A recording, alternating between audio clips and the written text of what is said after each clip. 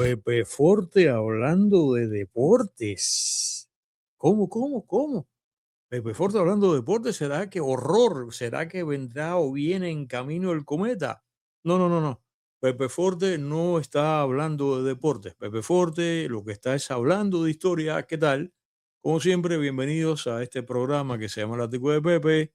Soy vuestro amigo y servidor Pepe Forte, aquí en mi cuenta personal de YouTube. Y como estamos en las postrimerías, quedan apenas 24 horas, estamos en las postrimerías de la Copa Mundial de Fútbol FIFA 2026.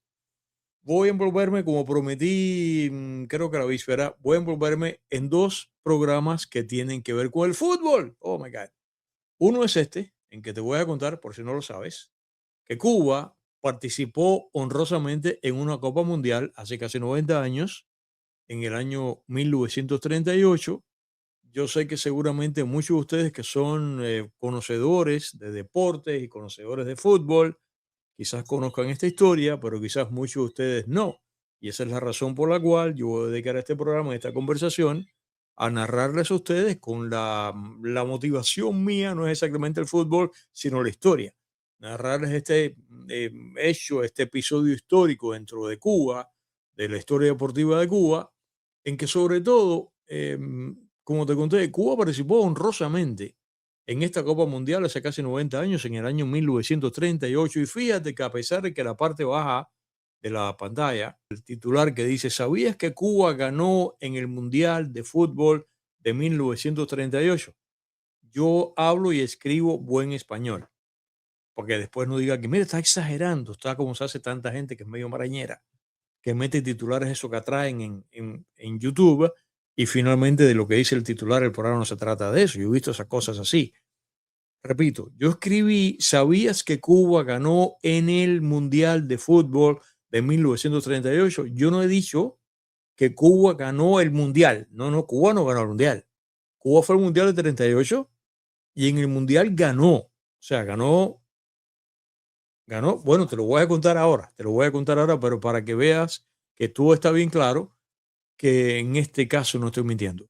De todas maneras, el hecho para mí es muy llamativo porque históricamente, y además no solamente para mí, posiblemente no, voy a quitar el adverbio, la razón por la cual esta participación de Cuba y con lo que logró Cuba en el breve lapso en que participó en este mundial, lo que es llamativo es el hecho, lo que te voy a comentar ahora, que todo el mundo lo sabe perfectamente bien, es que Cuba no es un país futbolístico.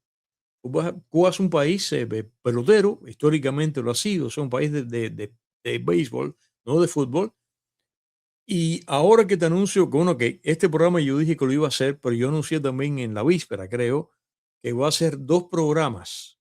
El otro programa de fútbol es un programa que va a ser un refrito de una interesante historia que ya yo sí conté en Radio Mambí cuando el Mundial de Fútbol del año 2018, que consistió ese programa en la historia de los balones. Así que ese programa yo pretendo, antes que se acabe la copa, ofrecértelo dentro de 24 horas, tal vez dentro de 48. Así que voy a hacer dos programas acá. Pero de seguro que también seguramente tú sigues otra vez desconfiando que si viene el cometa, porque cómo es posible que Pepe Forte está haciendo un programa de deportes. No, el cometa no viene. Lo que pasa es que hoy es viernes y seguramente tú estás pensando en eso. ¿Cómo que viernes? Si hoy es viernes y el viernes no hay ático ni tampoco hay podcast, pero de cuando en cuando yo te regalo un extra bonus. Y bueno, hoy es una de esas regalías. Así que, please, por favor, recompensa mi esfuerzo del viernes para ti dándome tu like. Te lo voy a agradecer muchísimo. Bueno, ya que dije, o sea, ya que acabo de decir con toda razón, que Cuba no es exactamente un país futbolístico, sino que Cuba es un país beisbolero, y siempre me ha llamado la atención eso, especialmente desde el ángulo de la explicación histórica. Porque Cuba, nosotros los cubanos, fuimos fundados por Mamá España, y aún hoy, en todo el continente hispano, no hay país más español que Cuba. No lo digo yo, lo dicen los españoles. Los propios españoles aseguran eso. Sin embargo, con este antecedente, que no es poca cosa en las razones fundacionales de la nación, que deberíamos jugar fútbol y sin embargo no, sino pelota, o sea, béisbol, Jugamos béisbol tan bien como lo juegan los americanos. Y yo me he preguntado muchas veces, y ustedes también, que acaso se debe eso. Ok, déjame aquí, antes de entrar directamente en el tema, como siempre, hacer un par de notitas que son antecedentes. A diferencia de otros países de la región hispanoamericana, ¿cómo reaccionó Cuba a la presencia norteamericana? La presencia norteamericana, por supuesto que comenzando en el año 1898. Bueno, pues muy bien. Y para nadie es un secreto que la que yo creo que es una lamentable y además totalmente no tiene lógica, creo yo, antipatía anti-norteamericana que barniza el continente, en Cuba esa pátina no existe. Lo cual podría explicar nuestra afición al béisbol en vez de nuestra afición al fútbol. Pero aquí un detalle histórico que es necesario señalar, porque esta interpretación de que jugamos muy bien en la pelota no se debe, no se debe a la intervención norteamericana del año 1898, como muy lógicamente alguna gente, o acaso tú mismo debes pensar. No, no. En realidad, la cohesión del cubano con el béisbol antecede a la derrota que infligió la Marina de Guerra norteamericana a la flota española frente a Santiago de Cuba en aquella batalla naval, que es un programa que te he prometido que voy a hacer acá algún día, y el ulterior desembarco de las tropas de Estados Unidos en Cuba, que fue lo que puso fin a la guerra del 95, y el desembarco fue lo que trajo en consecuencia nuestra independencia, y quien lo critica, lo que sea, tenemos eso. El hecho histórico es ese. Y alguien podría, por supuesto, que conectar ese hecho, esta intervención americana, de esta presencia americana, como la razón de la afición del cubano a la pelota, pero no es así. Porque ocurre, y el programa no es de béisbol, pero yo tengo que hacer esto a nivel antecedente para poder justificar el asunto del fútbol, que es la conversación de hoy. Ocurre que los orígenes del béisbol en Cuba son anteriores a este suceso histórico que acabo de citar acá. Los registros aseguran que el béisbol, o sea, la pelota, entró en Cuba tan atrás como en el año 1865 y el desembarco americano se produce en 1898. Y este registro histórico que cita la relación de Cuba con el béisbol en el año 1865 se debe a que un grupo de marinos norteamericanos de un buque, creo que el buque era mercante, a lo mejor un barco militar, seguramente un barco mercante, surto en la bahía de Matanzas, le enseñó a los matanceros a jugar pelota. Se puede decir que la pelota entró en Cuba por mi querida Matanzas entonces, porque como de seguro sabes, el más antiguo estadio de pelota de Cuba es el antológico Palmar de Junco, que se encuentra en la barriada de Pueblo Nuevo, en la ciudad de Matanzas, en la calzada San Esteban, muy próximo a la intersección, muy próximo a donde se juntan, la intersección entre la calzada de Esteban y la calzada San Luis. Y este estadio, el Palmar de Junco, fue fundado, ese programa yo lo hice en Radio Mambí, fue fundado el día 27 de diciembre del año 1874, donde justo se celebró el primer juego oficial de béisbol del país entre los equipos Havana Baseball Club y un equipo local de Matanzas. Luego, en el año 1877 llegó al puerto de Matanzas un buque escuela, o sea, estos buques academias como el Esmeralda de Chile, que visitó Cuba en el año 71, o el Sebastián Elcano, que es famosísimo, que es el español. Este buque escuela americano de Estados Unidos llegó a Cuba, llegó a Matanzas otra vez en el año 77 y los tripulantes tenían un equipo de béisbol compuesto por 10 jugadores. Usted sabe que la novena, bueno, por eso que es novena, son 9 jugadores de pelota, que terminaron jugando un partido con el equipo de Matanzas, donde allí otra vez en el Palmar de Junco. De modo que los historiadores de pelota de Cuba aseguran que este juego representó el primer tope internacional en la historia del béisbol cubano. Otros historiadores, sin embargo, atribuyen el auge o el gusto de los cubanos por el béisbol al hecho que después del horrible fusilamiento de los 8 estudiantes de medicina en el año 1871, programa que yo hice aquí. Si no lo has visto, por favor, te invito a que veas ese programa magnífico aquí en mi cuenta personal de YouTube con toda la historia de cómo se produjo ese acto atroz. Ocurre que cuando pasó eso, las familias cubanas aterradas por lo que había pasado, temerosas de sus hijos, familias cubanas acomodadas, ¿ok? Atemorizadas, enviaron a sus hijos a estudiar aquí a Estados Unidos, lo cual en Cuba era bastante frecuente desde siempre, hasta que llegó lo que tú sabes. De manera que estos chiquillos, cuando regresaron de vuelta a Cuba, continuaron, influidos por la presencia del béisbol en Estados Unidos, continuaron impulsando la pelota en Cuba. Con la salida de España de Cuba, después de esta intervención norteamericana, por supuesto que sí, es lógico que el béisbol haya crecido en Cuba, pero en honor a la verdad, con estas puntualizaciones que acabo de hacer, no se puede decir precisiones históricas mediante, que es lo que quiero que quede claro en este momento, que la presencia norteamericana en Cuba a partir del año 1898 haya sido, y además la intervención y otra vez la intervención, whatever, que eso haya sido el factor fundamental para la gran evolución del béisbol en Cuba y por supuesto que la afición del cubano por la pelota. Pero ok, dejemos eso porque el fútbol, que es lo que nos ocupa en esta conversación. Ok, ahí vamos, que ese es el tema de hoy. Yo no tengo muy claro, hablando de orígenes, si te acabo de contar cuando fue que el béisbol llegó a Cuba, yo francamente, a pesar de que tú sabes que yo me aplico, yo comienzo a estudiar y ver las cosas para hacer cada programa, yo no tengo muy claro cuál fue la fecha seminal del fútbol en Cuba, pero presencia fundacional española y todo de por medio. Sorprendentemente, las fechas que hallé de los albores, de las primeras luces del fútbol en Cuba, ninguna de esas fechas antecede a las fechas matinales del béisbol y ninguna de las fechas originales, de las primeras, de las más tempraneras del fútbol, ninguna es del siglo XIX, sino que habrían de ser. Sin embargo, todas son ya del siglo XX. Hay una cita muy interesante de un partido de fútbol celebrado en el campamento de Colombia, que por cierto, en el cuartel de Colombia ya te he prometido que vendrá próximamente un programa acá. Y ese juego ocurrió en el año 1908, por supuesto que ya eso con la República.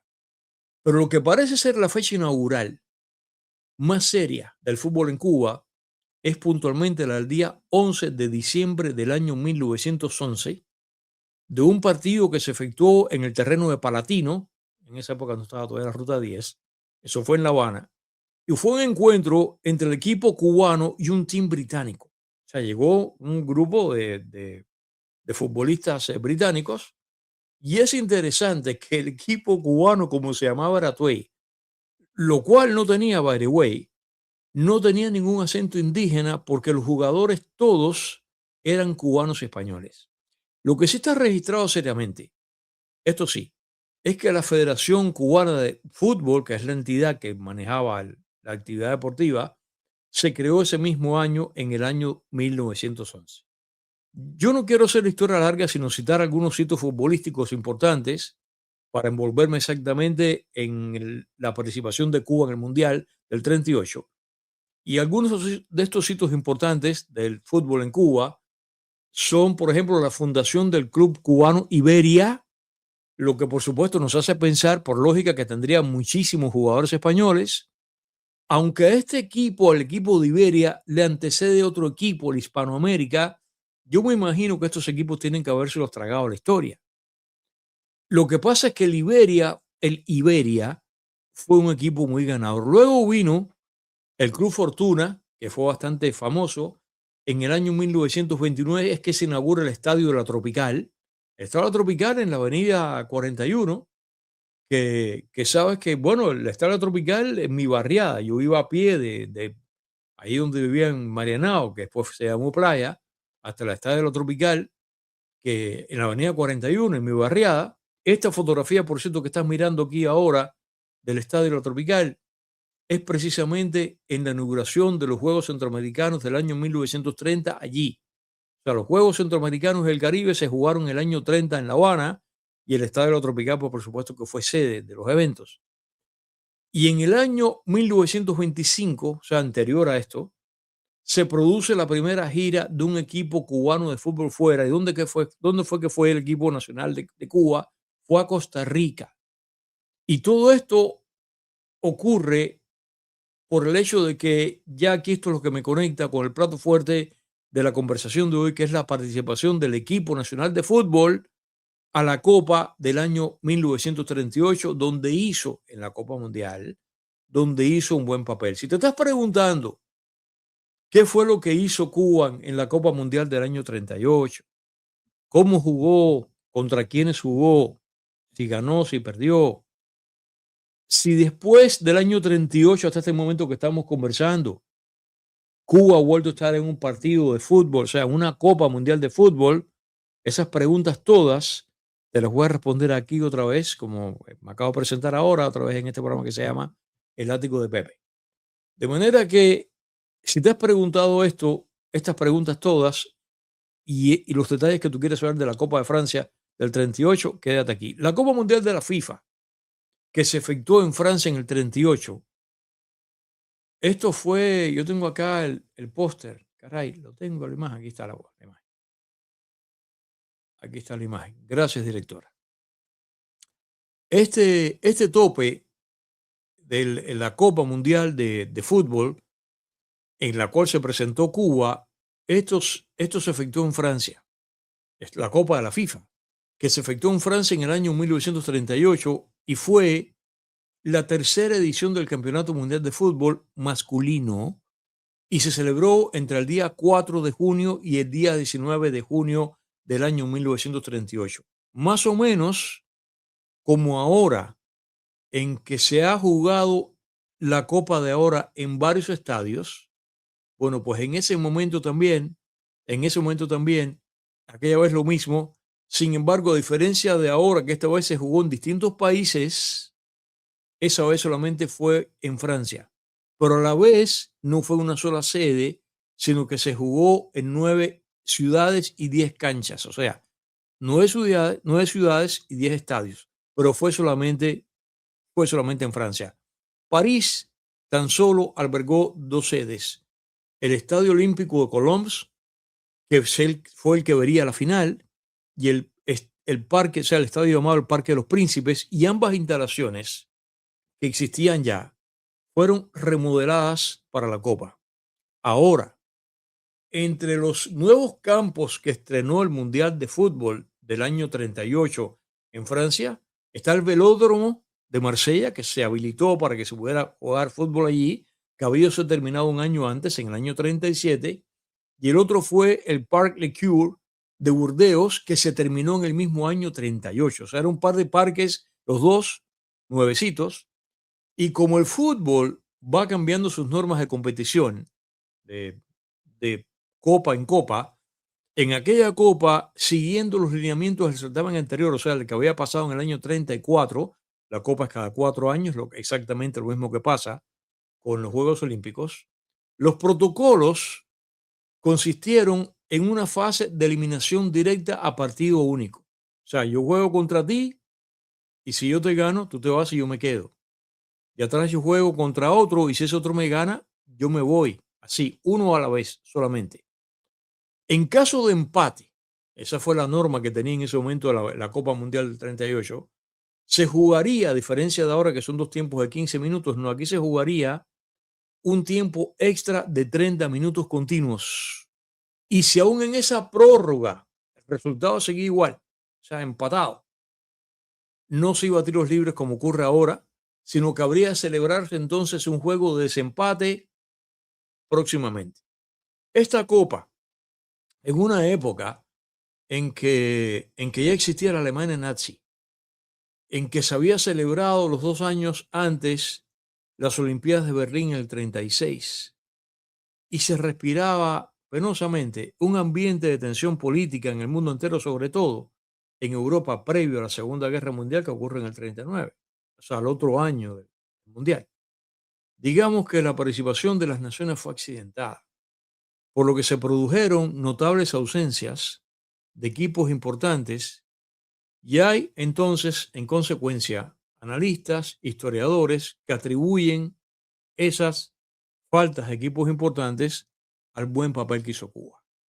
Pero aún así, si yo cito esto que te acabo de decir aquí, no lo hago en el ánimo de demeritar a lo que logró el equipo de Cuba, sino simplemente como el rigor histórico que corresponde a este programa, y eso lo tengo que mencionar. ¿Qué fue lo que pasó? Por ejemplo, América del Sur es una potencia futbolística, como todo el mundo sabe, desde entonces, airada por la elección de un Estado europeo como país sede, que era Francia. Aquí no quisimos eso. Aquí todo el continente se puso muy molesto con eso. ¿Y qué fue lo que pasó? Que boicoteó al evento con ausencias, a modo de protesta, porque hubo dos países sudamericanos que aspiraban a la sede. Uruguay, que era uno de los países aspirantes a celebrar la Copa, ofendido, no participó y por la misma razón otra gran ausencia fue la Argentina, que también quiso ser anfitrión y no. De hecho, los únicos representantes americanos, escucha esto que interesante, que fueron a esta Copa del año 38 fueron Brasil y la entonces debutante Cuba, y por eso algunos historiadores atribuyen el sorprendente avance de Cuba precisamente a la falta de Argentina y de Uruguay. Otros vacíos notables que se produjeron en esta Copa del 38, vacíos de nuestro continente, fueron los de Colombia, que tampoco fue, ¿no? El continente estaba, boicoteó toda la Copa esta. Colombia no fue, El Salvador tampoco fue, Costa Rica, Guatemala tampoco fue, pero hay más. Solamente participaron 15 países porque, por ejemplo, en el plano europeo, Austria, que había clasificado para la fase final, no fue como Austria porque, ¿qué pasa? Hacía poquito, pues Alemania nazi había anexado a Austria. Como vemos, que es la parte que a mí realmente, esto me produjo gran tristeza, ¿sabes? Porque la lamentable mezcla de la política y el sexo, digo, no, la lamentable mezcla de la política con los deportes, es lo único que es lo que acabo de decir. No es cosa exclusiva de la era de la Guerra Fría. Por supuesto, los que son contemporáneos conmigo recordarán que la joya de la corona de todos estos gelengues quedó representada por la Olimpiada de Moscú en el año 1980, que a consecuencia de que los soviéticos se metieron en Afganistán, en el 79, el año antes, la Olimpiada de Moscú del 80 fue boicoteada por la mayoría de los países occidentales, los países europeos. De manera que no vayas a creer que esto, como acabas de ver, esta mezcla que no debe ser entre deportes y, mm, y política, por ejemplo, que fue lo que le pasó a Sudáfrica durante años, mientras Sudáfrica era un país racista y aplicaba la apartheid, Sudáfrica no podía participar en ningún evento deportivo como país, no podía hacerlo.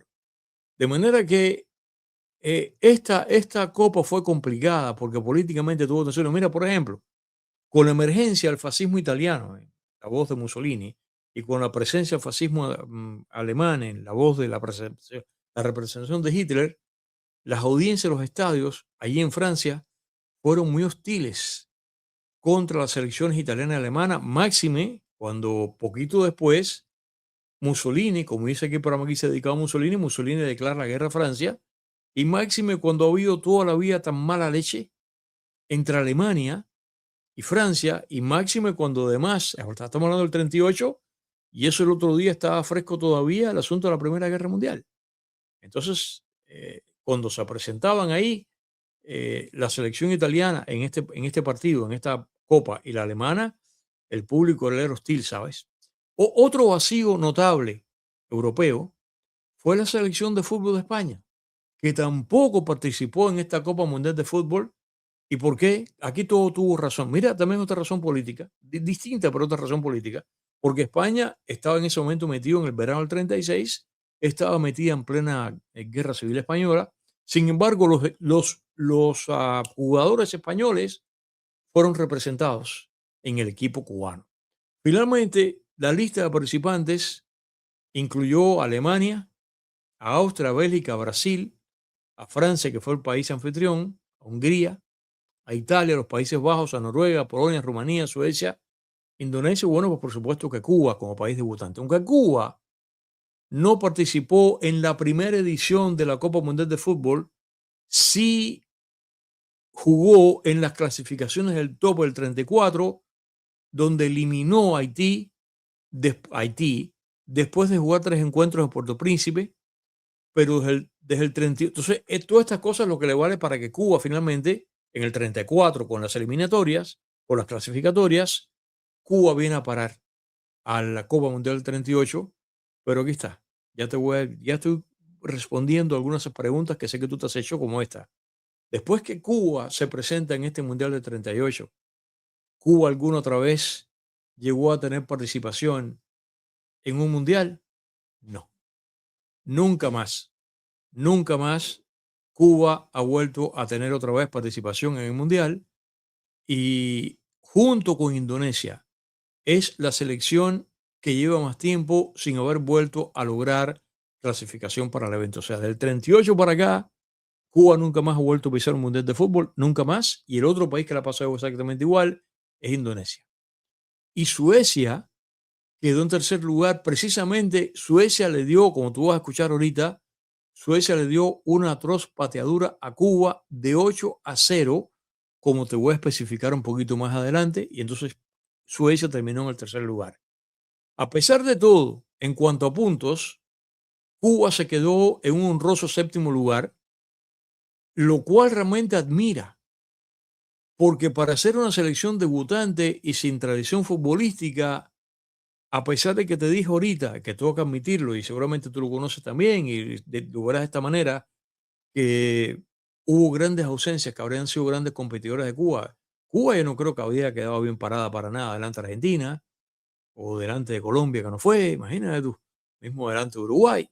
Pero esto fue lo que pasó, pero realmente lo que Cuba consiguió, el equipo este de fútbol de Cuba, yo creo que es un hecho plausible y del cual tenemos que estar orgullosos. Cuba ostenta, a nivel de hito, el privilegio de ser el primer país del Caribe en llegar a la fase final de la Copa Mundial de Fútbol en el año 38, en su mismo debut, y todavía, que es por cierto es una explicación que yo no acabo de entender, todavía está debate si fue Cuba. Eso es una frase hecha, pero yo no la entiendo. Quizás ustedes, por favor, me lo dejan saber. Que si Cuba fue el primer país, o sea, Cuba fue quien pegó el primer gol olímpico en la historia. Porque se dice que fue Colombia en el 62, pero historiadores dicen que no, que fue aquí. Yo no entiendo de qué se trata, pero ok. El equipo de Cuba, el cual por cierto le llamaban los Leones del Caribe, en la Copa esta del 38, se convirtió también en el primer país del Caribe en clasificar a la fase de cierre y entonces alcanzar los cuartos de final. Yo creo realmente que sí que es encomiable, ¿eh? El equipo cubano estuvo conformado, esto es otra cosa que también es interesante, estuvo conformado por 15 jugadores frente a los 20 permitidos. O sea, Cuba no logró tener 20 personas, 20 hombres que jugaran fútbol. En vez de mandar 20, mandó 15. Quiere decir que en contraste con los demás equipos, Cuba fue el único equipo que estuvo corta 5 jugadores, porque todos los demás equipos sí llevaron al Mundial su escuadra completa de 20 jugadores. Los jugadores de Cuba, además, que eran en su mayoría descendientes españoles, a diferencia de los equipos europeos, por otro lado, tampoco eran completamente profesionales. O sea, había un montón de cosas de desventaja para que Cuba llegara tan lejos. El team cubano se embarcó, el barco se utilizó, si tú quieres, a nivel de detalle, que tú sabes que me gustan las anécdotas, se embarcó en el USS Orizaba. Aquí tenemos la imagen del barco. Este barco lo usaron, ellos utilizaron dos embarcaciones, dos navíos, dos buques, dos vapores. En este barco, el USS Orizaba, que hacía la ruta, lo que dije yo, la ruta rutinariamente, perdón, como el Morro Castle, ¿ok? La ruta entre La Habana y New York. Pero ellos tenían que entrar por Toulouse. De manera que ellos viajaron en este barco al Orizaba, viajaron hacia New York, y en New York entonces, eso fue el día 20 de mayo del año 1938, el día de la independencia de Cuba. Entonces, desde New York se montaron el Queen Mary y fueron a Francia y llegaron al puerto de Cherburgo el 31 de mayo del año 1938. Una pila de días en el mar. Pero ok. Algunos miembros del equipo, era la primera vez que estos muchachos salían de Cuba y no tenían experiencia ninguna de navegar. Se sabe que muchos la pasaron muy mal, que se marearon en el barco. El viaje de la selección cubana de fútbol al Mundial del año 38, Cuba, que tampoco ni la actividad deportiva esta futbolística de Cuba tenía finanzas como para todo esto. ¿Quién fue quien lo financió? Bueno, lo financió la Asociación de Fútbol de Cuba. También se consiguieron donaciones de la fanaticada, del público cubano, colectas que hicieron entidades, por ejemplo, el periódico capitalino El Siglo y el Club Deportivo de La Habana, además de otros clubes de la Liga Cubana, porque allí fueron buscando los jugadores de varios clubes de La Habana, pusieron dinero para que esto para que pudieran montarse en el barco, llegar allá, enfrentar los gastos, lo que sea.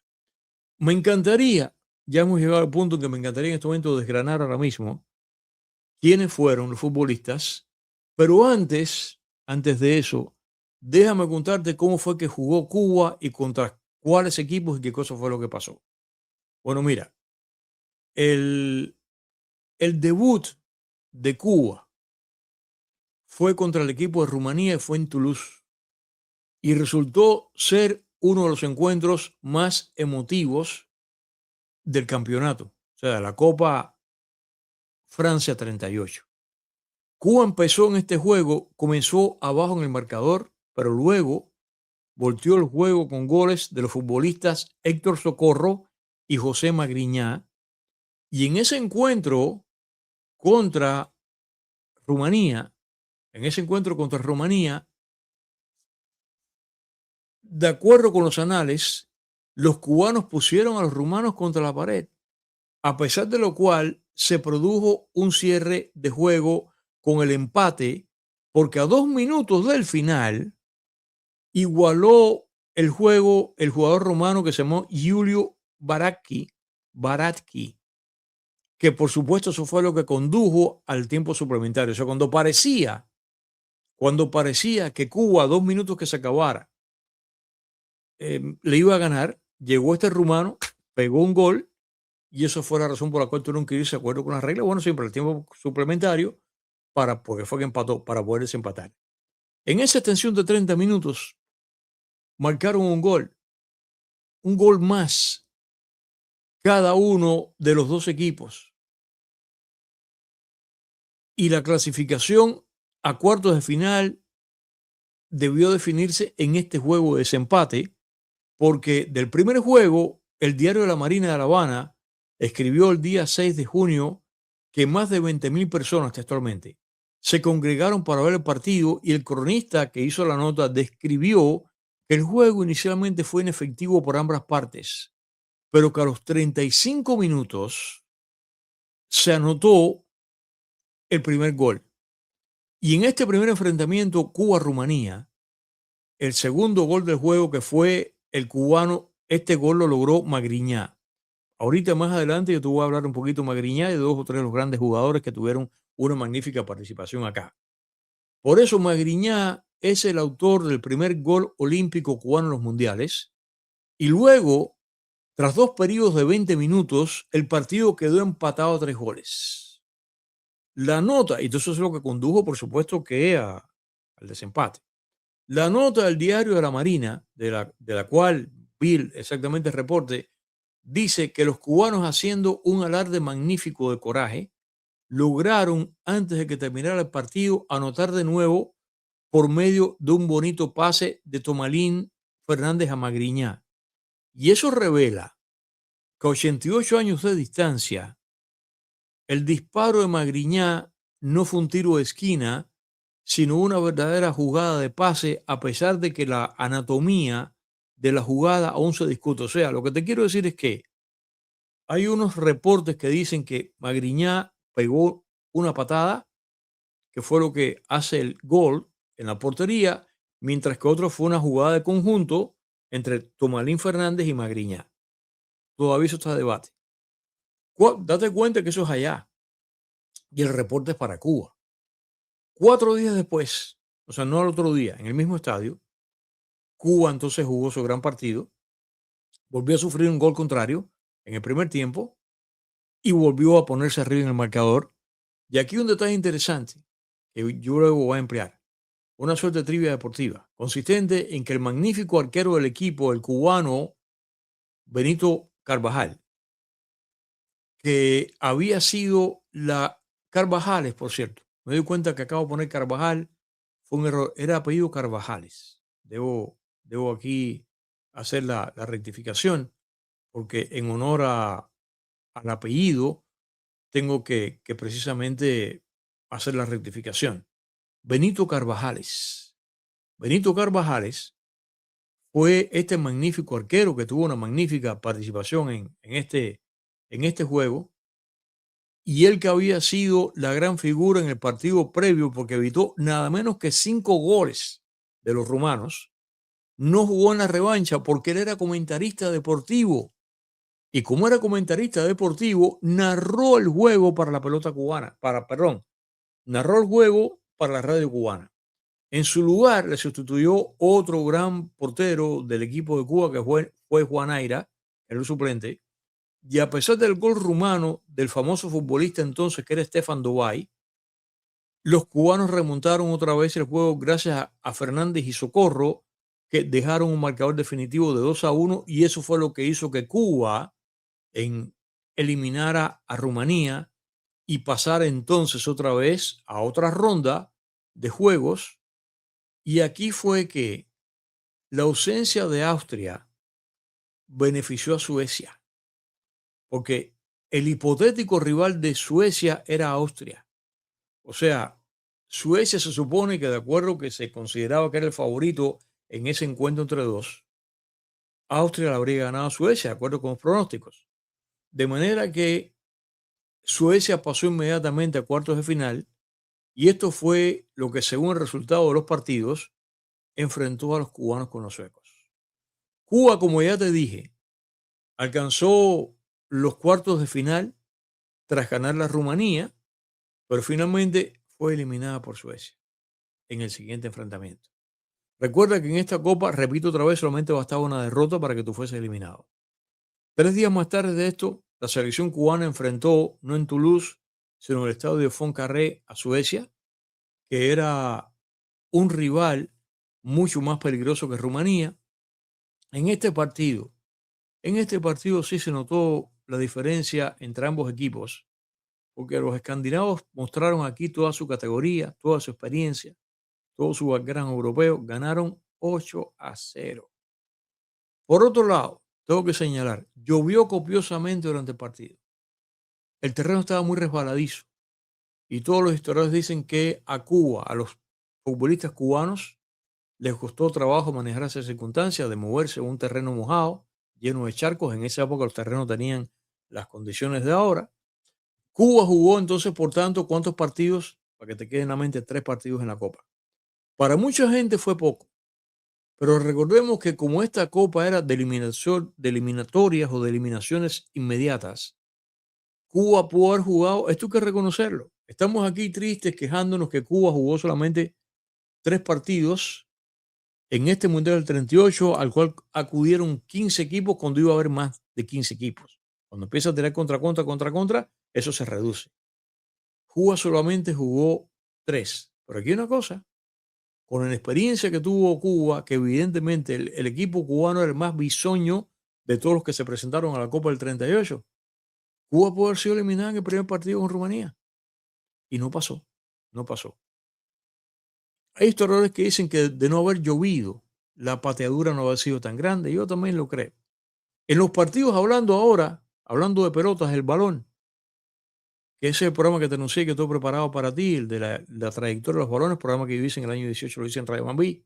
Lo que pasa fue que lo transmití por Facebook y tengo la captura. El balón Allen. El balón Allen fue, ahí está, gracias directora. El balón Allen fue el balón reglamentario. Allen fue la primera empresa que asumió la fabricación exclusiva de un balón oficial para el Mundial. Y esta nueva pelota, por su textura, permitía a los jugadores rematar con la cabeza sin temor a hacerse daño, porque las anteriores tenían un cordón. Entonces te podía herir con el golpe con la cabeza.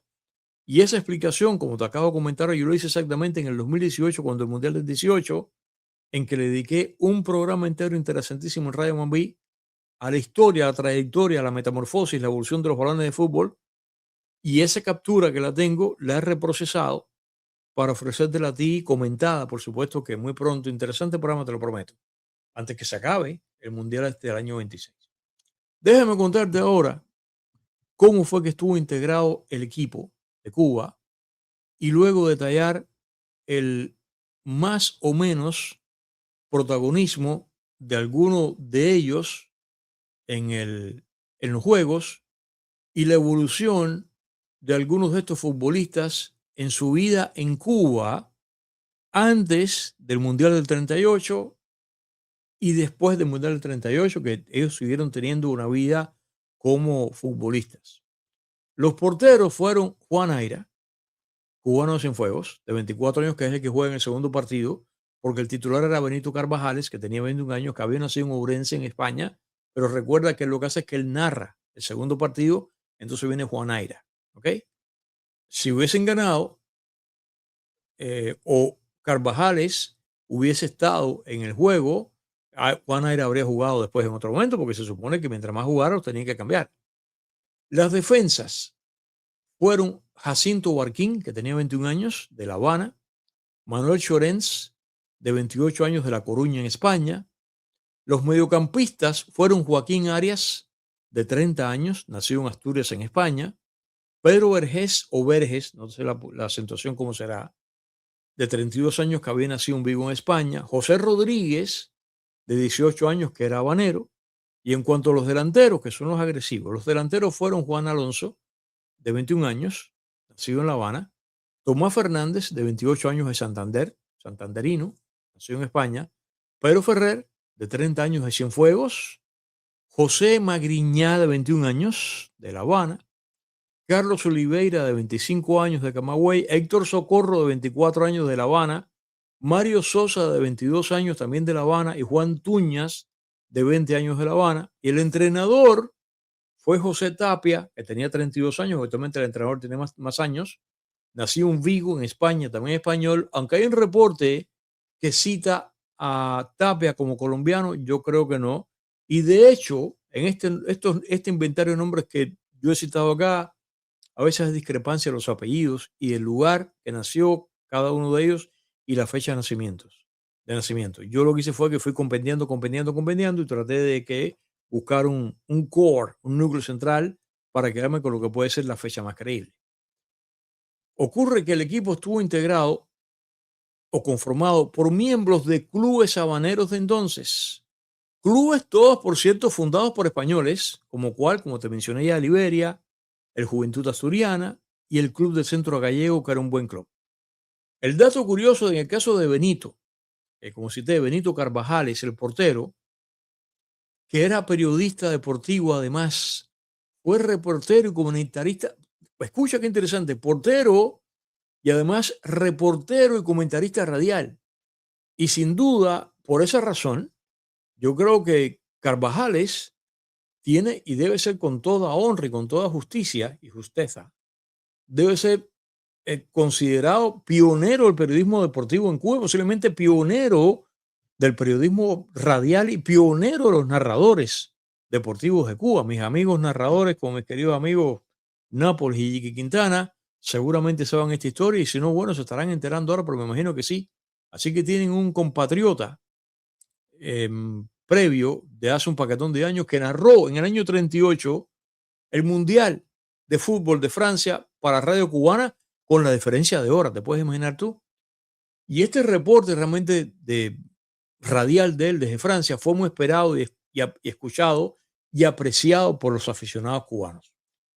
Entre los jugadores más destacados estuvieron Héctor Socorro y Tomás Fernández, que anotaron goles históricos para la escuadra cubana durante el torneo. Y detallemos ahora, otra vez regresemos a Benito, porque para contarte, el nombre completo de Benito fue Benito Carvajales Pérez, a pesar de que es compatriota, pero es que él también se consideraba cubano, pero nació en Orense, en España, el día 25 de julio del año 1913. Con Benito hay un par de citas que uno lo ubica naciendo en La Habana y otro aquí, pero yo sí creo que sí, que era español de nacimiento, gallego. Déjame decirte que, aunque el apellido Carvajales, lo mismo que el apellido Carvajal, que por eso fue que me confundí, que yo conozco, se escribe con V.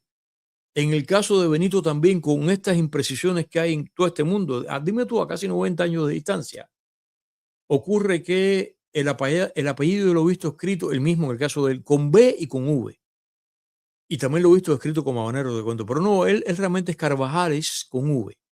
Aparentemente Benito llegó a Cuba de niño, no sé cuándo, no sé qué edad tenía, no sé en qué año llegó. Empezó jugando en un equipo llamado el Club Deportivo Templete, que seguramente era el Club de Templete en La Habana, en el que también jugó a su hermano Valentín. En un improvisado campo de fútbol.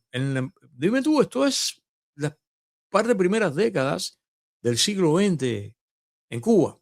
En un improvisado campo, en una explanada en el Malecón, próximo, por cierto, a la Capitanía, una tarde jugando fútbol, pisó, Carvajales pisó un hueco y se fracturó seriamente una pierna. Dime tú, una fractura seria en estos años en los cuales prácticamente intervenciones, o sea, operaciones de corte óseo no existían. Eso es que te enyesan y para la porra. Y la fractura fue grande.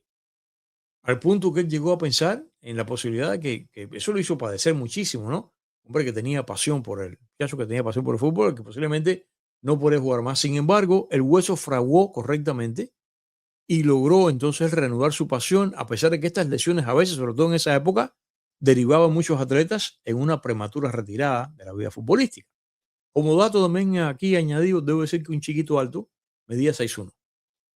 Su carrera entonces continuó después de la fractura en equipo con Racing FC, el FC, Racing FC, Olimpia SC. Equipos que la verdad, honestamente, yo que tú sabes que en mí nunca vas a encontrar diletancias ni imposturas, yo que soy tan desconocedor del universo deportivo y de su historia, yo no puedo pasar de la simple mención, mientras que tal vez algún de estos equipos, mientras que algunos de ustedes digan, ah, qué maravilla, el Olimpia, ah, el Racing. Finalmente, Benito termina ingresando en su equipo predilecto, el del Centro Gallego de La Habana, pero cubanizada la cosa, mira tú qué interesante, curiosamente, a los miembros del club del Centro Gallego de La Habana le llamaban los alacranes. Entonces, que el aplatanamiento de todo el mundo que lleva a Cuba, gente chiquitos que eran españoles, equipo que en la escena de competición doméstica, el Centro Gallego, fue campeón en la temporada 37-38. O sea, él estaba caliente, estaba con un equipo bueno, venía ganando. De Benito, siempre desde que era niño, la posición que le gustó jugar fue la de portero. Previo al Mundial de Francia, su papá se murió. Cosa que por supuesto lo afectó y lo entristeció muchísimo. A pesar de eso, se fue al campeonato. Y como ya comenté, el domingo 5, puntualmente domingo 5 de junio del año 1938, en el estadio Jacques Chapot de Toulouse, con su acción, él logra parar las patadas del equipo rumano, aunque el partido terminó, como ya te he venido contando, empatado 3-3, como igualmente comenté ya, lo que, de acuerdo con las regulaciones del momento que también comenté ya en aquel mundial, condujo entonces al juego del desempate. Y en ese juego que se produjo lo que te conté, que no jugó, sino que lo que hizo fue que narró para la radio cubana el partido, y ese partido, el que lo sustituyó el arquero suplente Aira, Juan Aira, fue que Cuba le ganó a Rumanía, que Cuba eliminó a Rumanía y condujo al equipo cubano a enfrentar al sueco, pero ese fue el juego en que terminó en la debacle que te conté, con una puntuación nunca superada y ni siquiera igualada en la historia de las Copas Mundiales, que es una derrota de 8-0. ¿Ok? Resumiendo, con Carvajales. Carvajales jugó 2 veces de 3 y como Cuba nunca más asistió a una Copa Mundial de Fútbol, Carvajales entonces en consecuencia tiene el hito de haber sido el único arquero mundial del equipo cubano de fútbol que fue a una copa y el único que a su vez paralelamente tiene una victoria y tiene una derrota.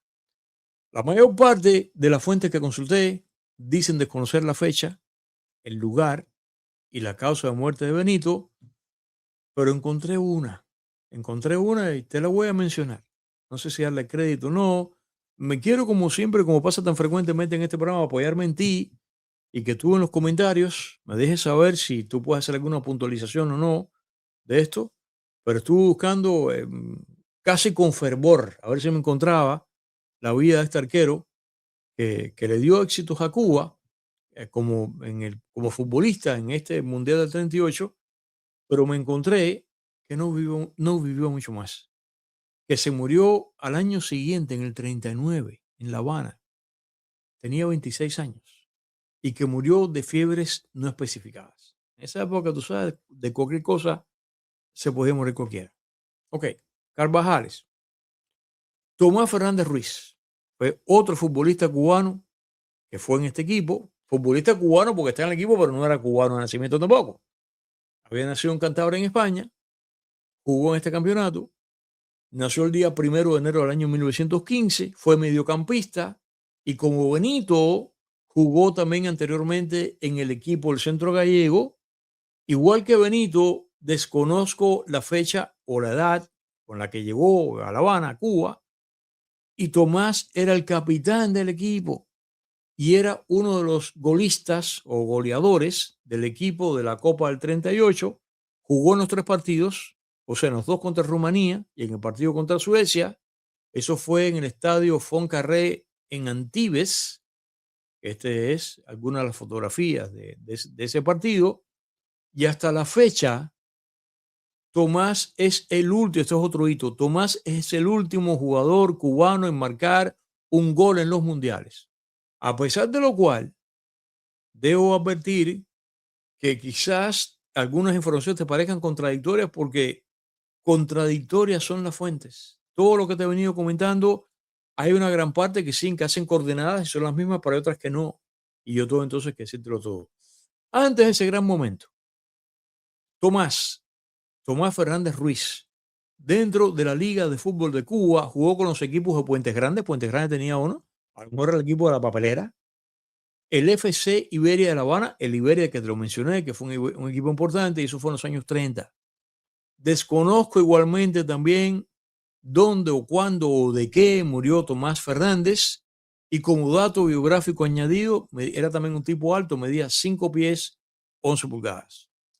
Ya que citamos antes al goleador o al golista, no sé cómo tú le das, Magriñá, vengamos ahora a él, vengamos ahora a Magriñá. Y primero, igualito que con todos los demás, aparece en prensa escrita como Magriñá, así en agudo, o como Magriña. ¿Cómo se llamó? Completo, José Antonio Magriña, o Magriñá, José Antonio Magriña Rodeiro. Ambos apellidos gallegos de izquierda a derecha y de derecha a izquierda. Pero Magriño sí era cubano, de padres españoles. Fue delantero, nació el día 14 de diciembre del año 1917. También jugó para el equipo del Centro Gallego. El Centro Gallego tenía lo mejor de lo mejor. Esto era lo mejor que tenía La Habana. Antes y después del Mundial de 38, hasta los años 40 siguió jugando. En la Copa del 38 jugó también los 3 partidos y anotó en una ocasión ante Rumanía. Déjame decirte que, a pesar de lo que comenté de cómo se produjo de manera combinada el gol de Magriñá, un montón de fuentes, a casi 90 años de distancia, dicen que la patada directa fue un disparo de córner. Yo ya tengo que parar aquí. No, no parar el programa, sino parar aquí en la explicación. Estoy citando lo que leí. Tengo que parar aquí porque, honestamente, para mí estas cosas del deporte, estas cosas de fútbol, son tan ignotas para mí como la física cuántica o como el sistema digestivo de la garrapata. Es más, probablemente, como yo suelo aplicarme, tú sabes que yo hago, si me aplico, como ustedes saben que yo hago, podría tal vez dedicarle un ático de Pepe completo a la vesícula de la garrapata, pero envolverme yo en análisis de una simple patada de fútbol, para yo poner en claro si fue una patada de córner o una patada de yo no sé dónde, por el esfuerzo mental que a mí esto me impondría, me podría conducir a una apoplejía. Así que te lo dejo ahí, posiblemente tú sepas, y ponme, escríbeme en los comentarios, ¿ok? Si, qué cosa fue. Yo realmente con el fútbol, yo me animo con el Mundial de Fútbol. Yo no soy los que tengo amigos, sobre todo amigos de Sudamérica, que ven fútbol el año entero porque siguen el fútbol de España, ven con CACAF aquí, ven la Champions, no sé qué, yo no. Yo me animo con el Mundial de Fútbol. En estos días estoy medio desanimado por las cosas que han venido pasando. El otro día lo insinué aquí y no voy a decirte cuál va a ser mi preferencia para el partido del domingo. Pero yo me animo con el Mundial, que veo casi siempre, como me pasó alguna vez en mi vida con alguna telenovela. Yo sí, ¿no? Yo he visto telenovelas, he visto muy pocas, pero he visto alguna telenovela. Yo vi Esmeralda y vi La Esclava Isaura y vi Vale Todo, pero que ninguna empecé a verla al principio y la agarré por la mitad.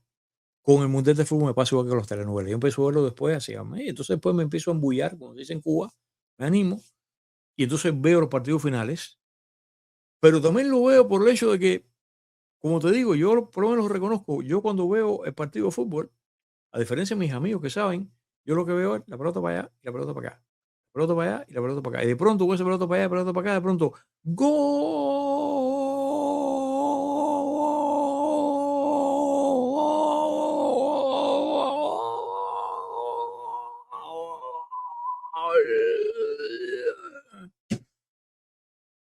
Bueno, a mí no me conviene mucho hacer eso porque me quedaría ronco. Lo que te quiero decir es que el gol, o sea, yo lo que veo es la pelota para allá y para acá. Yo no sé si es corner. Por ejemplo, cada que dice, no, saque de esquina, tarjeta amarilla para fulano. Yo no entiendo nada. Yo veo la pelota para allá y para acá. Y después lo que veo es el gol ahí. Y el gol para mí es igualito que jonrón en la pelota. Es lo que yo veo.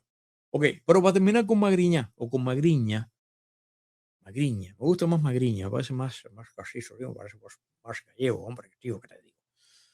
Magriña sí encontré la muerte de fallecimiento. Falleció en el año 88 a los 70 años, pero no sé dónde. Posiblemente haya muerto en La Habana o tú vas a ver la consideración a la cual yo voy a llegar ahorita aquí. En el caso de José Tapia, vengamos ahora a José Tapia, directora, por favor, tenemos ahí la imagen de Tapia, por favor. Tapia, gracias, directora, que fue el entrenador o coach del equipo nacional de fútbol, que este hombre que ya tenía más edad. Su nombre completo fue José Manuel Tapia Hernández, y este sí era cubano de nacimiento. Nació en San José de las Lajas, al sur de La Habana, en Cuba, el día 19 de febrero del año 1905, pero desconozco dónde y cuándo murió.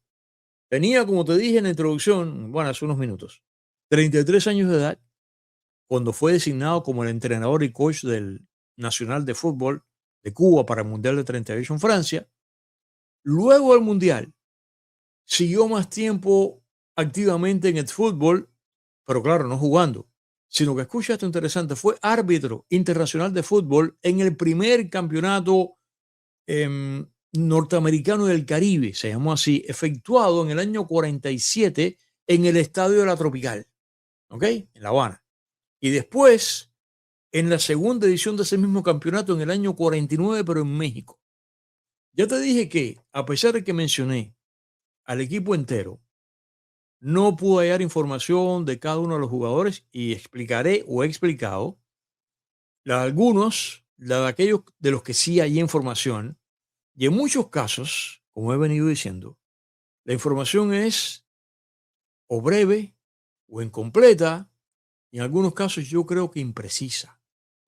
Y en esa onda de los otros jugadores de los que hay información, aunque poca, magra, mínima, pero la hallé, es la información de Socorro. Socorro, que también tenemos una fotografía de Socorro. Socorro fue otro gran jugador que estuvo en este juego. Pero hay una cosa, fíjate, antes de citar apenas un apunte de Socorro sobre él, déjame hacer una reflexión. Ahora me viene a la mente que yo tengo que acotar esto. Yo tengo que hacer contigo aquí una reflexión que si tú eres lo que yo describo como cubano generacional como yo, o sea, que ha vivido la experiencia de tiempo de Cuba que he vivido yo, de seguro que tú entenderás, vas a entender perfectamente bien lo que voy a decir ahora. Y esto es que, por si no lo has pensado, que yo creo que es muy probable que la razón por la cual de estos hombres todos que jugaron mundial de fútbol, sean españoles de nacimiento, cubanos, pero estuvieron en el equipo nacional de fútbol de Cuba. Por tanto, como tú adquieres una nacionalidad deportiva, que tú la adquieres cuando tú representas al país que tú estás en el equipo, por tanto, aunque hayan nacido en Santander, en La Coruña, como estás escuchando, lo que sea, eran futbolistas cubanos porque están en el equipo de fútbol cubano. Así que si no lo has pensado, es probable que la razón por la cual estos hombres, aún habiendo tenido delito de haber participado en el único mundial en el equipo de Cuba, en el único mundial de fútbol en que Cuba participó, se pregunta uno por qué estos hombres se sabe tan poco, casi nada, y Cuba no se hace eco prácticamente de ninguno de ellos, incluso del mundial de fútbol en Cuba participa. Será en primer lugar porque tú sabes cómo son las cosas en Cuba, que habrán dicho, no, no, como pasa en Cuba. En Cuba, de acuerdo con esta Cuba comunista, Cuba empieza el día 1 de enero del año 59. De ahí para atrás no hay nada. Es Cristóbal Colón y, como tú sabes, Maledicto. Ahí no pasó nada. Ahí no pasó nada en pelota, ahí no pasó nada en fútbol, nada pasó en arte. Entonces, de pronto, no les conviene que ellos a cada rato mencionan a Font, el esgrimista, y mencionan algún campeón que ha tenido Cuba, porque además no pueden taparlo. Bueno, a Capablanca, ¿cómo lo van a tapar? Si Capablanca es Capablanca es de las figuras más grandes que ha tenido Cuba a nivel mundial, que no son tantas, a nivel mundial, ¿ok? A nivel mundial. Está Capablanca, está Finlay, Carlos J. Finlay por lo que logró, y ¿quién más está? No estoy hablando de figuras políticas, pero el hecho está en que Capablanca, que es una de las grandes figuras deportivas, no lo pueden tapar. El caso de Lecuona. Lecuona es otra de las grandes glorias de Cuba, y sin embargo Lecuona lo han tapado por la cosa política. De manera que, habiendo participado Cuba en el único mundial de fútbol que participó, que fue en el 38, será porque a ellos no conviene reconocer eso, porque no fue después del 59, es en la Cuba del 38. Por cierto, si te has preguntado que quién era el presidente de Cuba en el año 38, fue Laredo Bru. Aquí tengo una imagen también de Laredo Bru, el presidente de Cuba. En el momento que Laredo Bru fue presidente de Cuba, que además esta es una historia que te tengo que contar después de la caída de Machado, que viene la pentarquía, hay una sucesión de presidentes que es prácticamente fugaz, te tengo que contar la historia de Laredo Bru. Laredo Bru era el presidente de Cuba en ese momento. Entonces, como todo esto pasa, uf, punto en boca, y aquí ni mencionar nunca el Mundial de Fútbol acá. Ahora, uno se pregunta por qué desde Cuba o en Cuba o de Cuba no se sabe nada de estos jugadores, o muy poco. Ok, yo me atrevo a aventurar lo siguiente, que todos estos muchachos, que como me has escuchado decir en este programa, nacieron en los early 1900s, o sea, que nacieron a principios de los 1900. Vamos a redondear. Digamos que ya tú escuchaste las fechas, ¿ok? De nacimiento. Vamos a redondear. Vamos a decir que todos nacieron en promedio, nacieron en el año 1910. Unos nacieron antes, otros nacieron después. Pero vamos a decir que el 10. Si nacieron en el 10, en el año 59, tendrían 50 años. Ya me escuchaste decir que muchos de ellos eran españoles de nacimiento.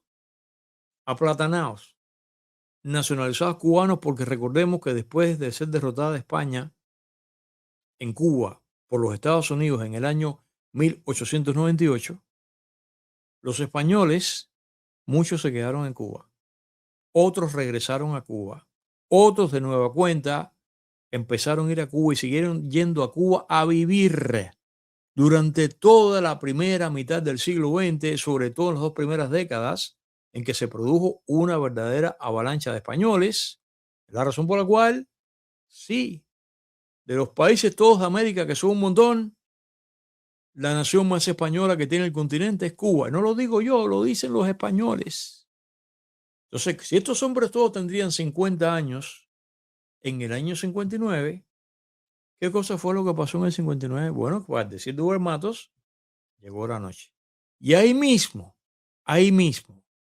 una gran parte de estos españoles que estaban muy a gusto en Cuba y que habían planeado terminar su vida allí, que se casaron con cubanas o como fuera, tuvieron sus hijos allí y que no tenían idea ninguna de regresar a España y lo que querían era morirse en Cuba allí, después del 59, como todo el mundo sabe, empezaron a irse del país, a repatriarse, o sea, a regresar a España, y es probable que algunos de estos muchachos que ya en esta época tienen 50 años, pues entonces se fueron gusanos, que se quedaron en Cuba y a convertirse en gusanos, pues tú sabes, los tapamos, los sepultamos, no hablamos de ellos, o peor aún, si se fueron de vuelta de Cuba para España, ahí mismo, típico del comunismo, fueron borrados, extinguidos de los anales deportivos de Cuba. Es lo que yo creo.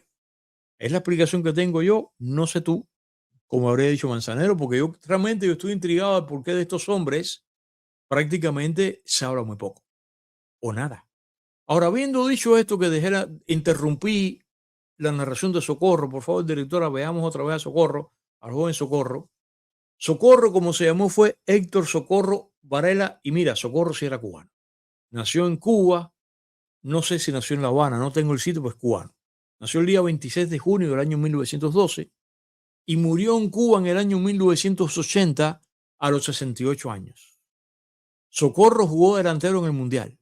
Socorro medía 1,75, jugó en el equipo de Puentes Grandes y metió en el minuto 41 el gol contra Rumanía el día 5 de junio del año 1938. Y ahora me doy cuenta que cuando pasó este gol, este es otro gol antológico en este mundial para Cuba. Vamos a cerrar este desgrane de los futbolistas del Nacional, ya estamos casi llegando al final del programa, con en la Copa esta Francia 38, con el que posiblemente, bueno, es el que encontré más información, que evidentemente fue quien tuvo una carrera futbolística muy importante. La tuvo no solamente una brillante ejecución aquí en Francia 38, sino que después, ¿a qué me refiero? Me refiero a Tuñas. De Tuñas también tenemos fotografía, pero a pantalla completa. Tuñas, evidentemente era un portento futbolista, tenía, como ustedes están viendo, unas piernas espectaculares. Tuñas, el nombre completo fue Juan Tuñas Bajeneta, quien comenzando desde atrás en marcha retrospectiva, te digo que murió a los 93 años en el año 2011, no murió en Cuba, y como futbolísticamente o regionalmente Cuba perteneció a CONCACAF, Tuñas tiene, por tanto, al haber muerto en el año 2011 a los 93 años, Tuñas tiene el récord del futbolista más longevo de CONCACAF presente en copas mundiales. Fíjate cuántos hitos interesantes en este programa. Tuñas, que por goleador agresivo se ganó el nombre Tuñas, el nombre de romperredes o el gran perforador, y también hasta llegaron a llamarle el Babe Ruth del soccer. Era cubano, pero de padres ibéricos, y esto de romperredes no es una exageración metafórica, sino que proviene de la realidad. En uno de los juegos, no aquí en este mundial, en uno de los juegos con el gol que metió, y esto creo que fue en México, agujereó la malla de la portería, lo que metió fue un cañonazo. Tuñas nació el día 17 de julio del año 17, era por tanto de los más jóvenes, nació en La Habana, evidentemente por su apellido era de padre gallego y su mamá era vasca.